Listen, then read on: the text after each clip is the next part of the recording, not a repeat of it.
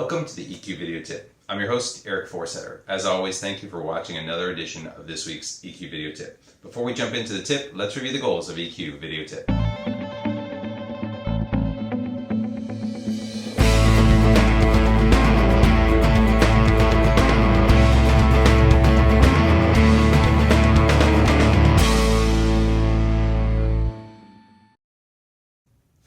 What's on tap for today? Well, this is a great one, something that's very near and dear to my heart as you see the sports background in my office. It's from Sally Jenkins, who's an author for the Washington Post, or a columnist, and she talks about the right call. What sports actually teach us about life and work? And even if you didn't play a sport growing up, there's still time to learn different things that apply from sports into life. Maybe it's with family members, maybe it's watching someone, maybe it's even taking up a hobby of a different sport. But what sports teach us about life is a great metaphor for the work world. Let's jump in and see what Sally has to say.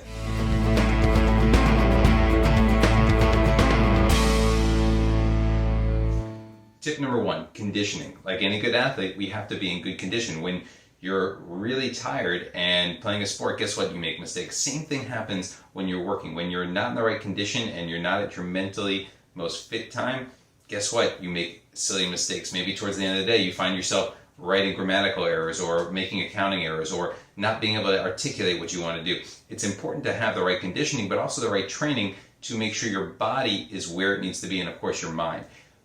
One of the things you can do about this is make sure you're properly eating throughout the day, because there's so many times during the day that you're sitting at your desk working hard, but guess what? You may think you're doing nothing, but you're actually burning calories. You're using that muscle to really think about, how do I get the next task done? So taking care of your body to give it the proper conditioning and the proper rest as well will help you to become a great worker.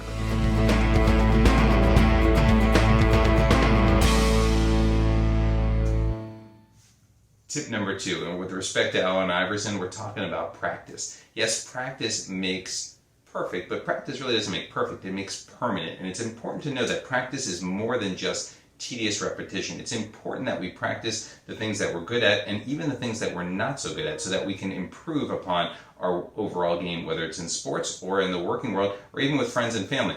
Practice is a super important thing for your everyday life. And if you go through and practice the different tasks that you do, the ones that you do great and the ones that you're not doing so well, you will become better. One of the things that Sally talks about is how Martina Navratilova practiced some of the parts of her game that she didn't do well to improve upon it and win more Wimbledon titles or more US Open titles or more just Grand Slam titles in general. So practice the different areas that you're good at, but more importantly the ones you're not. And remember, practice makes permanent, so do it the right way.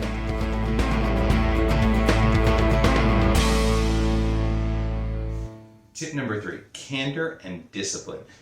What's candor? Being able to say, hey, this is where I'm not doing well and where I need to work on, and then having the discipline to actually improve upon it, or to take a moment and listen to someone as opposed to replying with an answer, or how to craft the email the right way as opposed to just radically sending something off when you get an email or someone tells you something that you don't like. Having that discipline and then giving yourself the candor behind it as well will make you a better athlete, but more importantly, a better worker in the workplace as well. Take a moment to think about the different choices you make on a day-to-day basis so that you can have better candor at what you do well and what you don't, and then the discipline to follow through on it in terms of improving the different areas that you need to work on.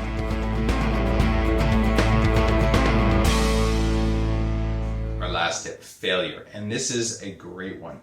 Almost every athlete, and I shouldn't almost every athlete actually fails. They have to deal with the pressure of a big game where they can't come through. If you look at some of the greats like Michael Jordan or Magic Johnson or Peyton Manning or any sport, they have gone through and failed more than they've actually won. And what that does is it gives them the idea of what is required to meet their goals when they're under pressure. And they understand that it shapes them, it helps mold them. And the same applies in business. Many of the best business owners have failed over time. If you look at some of the greatest companies out there, a lot of times they've failed multiple times before they've actually hit on something that works. And when you do that, you increase your odds of actually succeeding because you understand what it takes to mentally get through that hurdle that's in front of you and conquer that working world or sports world, depending on which way you do it. You understand also that it's not about just the strategy, but it's actually going through and doing the work on a day-to-day basis so that you can conquer whatever it is that you're trying to do. Remember, failure is not actually a bad thing, it's a great thing because it will teach you what grit and fortitude you need to do to become the best person you can be.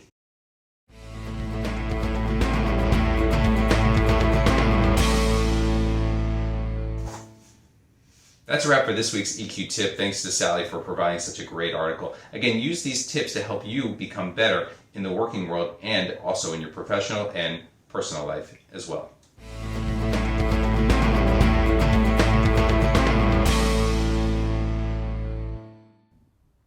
So that concludes our EQ video tip for today.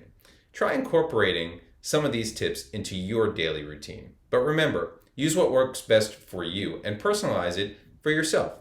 Thank you always to our great research team for providing us with some great tips today. As always on EQ video tip, we want to end with gratitude.